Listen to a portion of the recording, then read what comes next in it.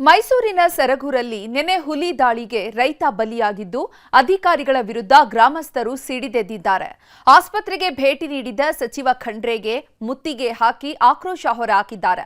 ಹಾಗಾದ್ರೆ ಗ್ರಾಮಸ್ಥರ ಆಗ್ರಹವೇನು ಅನ್ನೋದರ ಡೀಟೇಲ್ಸ್ ಇಲ್ಲಿದೆ ನೋಡಿ.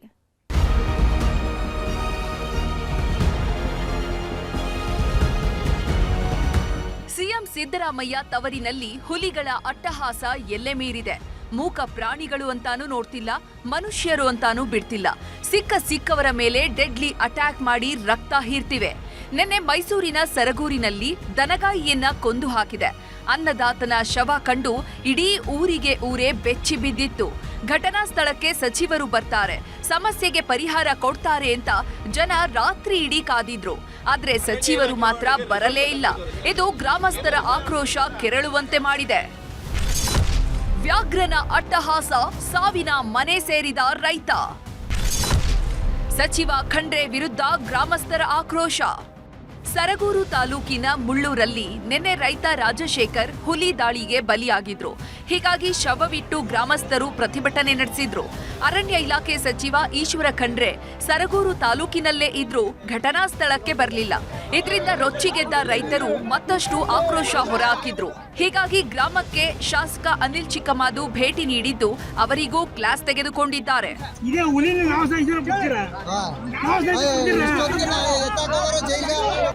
ಇವತ್ತು ಮೈಸೂರಿನ ಕೆಆರ್ ಆಸ್ಪತ್ರೆ ಶವಾಗಾರದಲ್ಲಿ ಮೃತ ರೈತನ ಮರಣೋತ್ತರ ಪರೀಕ್ಷೆ ನಡೆಸಲಾಯಿತು. ಊರಿಗೆ ಬರೋ ಬದಲು ಸಚಿವ ಈಶ್ವರ ಖಂಡ್ರೆ ನೇರವಾಗಿ ಆಸ್ಪತ್ರೆಗೆ ಆಗಮಿಸಿದ್ರು.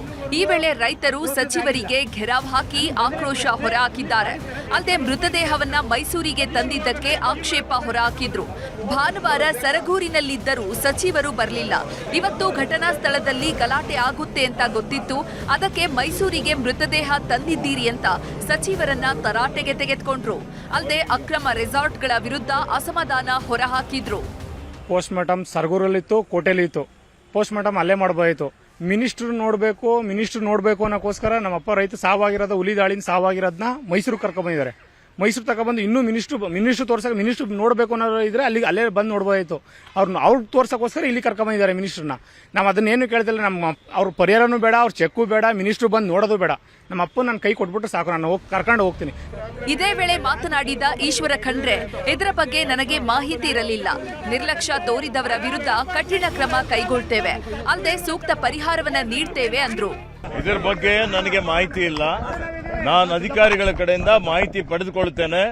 ಎಲ್ಲೆಲ್ಲಿ ನಿರ್ಲಕ್ಷ್ಯ ಅಂತ್ಯಗಳಿದ್ದಾವೆ ಮತ್ತು ಯಾರು ಇದಕ್ಕೆ ಕಾರಣಕರ್ತರಾಗಿದ್ದಾರೆ ಅಂತವ್ರ ಮೇಲೆ ಶಿಸ್ತು ಕ್ರಮ ಜರುಗಿಸಲಿಕ್ಕೆ ಶಿಫಾರಸು ಮಾಡ್ತೇನೆ.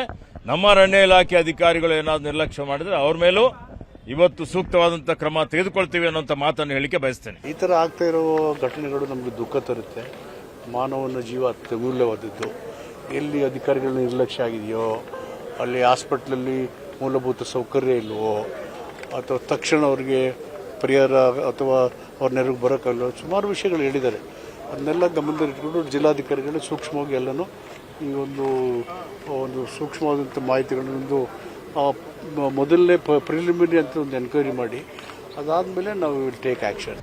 ಒಟ್ನಲ್ಲಿ ಸರ್ಕಾರ ಈ ಬಗ್ಗೆ ಸೂಕ್ತ ಕ್ರಮ ಕೈಗೊಂಡು ಮುಂದಾಗುವ ಅನಾಹುತ ತಪ್ಪಿಸಬೇಕಿದೆ. ಕ್ಯಾಮರಾ ಪರ್ಸನ್ ರಾಹುಲ್ ಜೊತೆ ಆನಂದ್ KS, ನ್ಯೂಸ್ 18 ಮೈಸೂರು.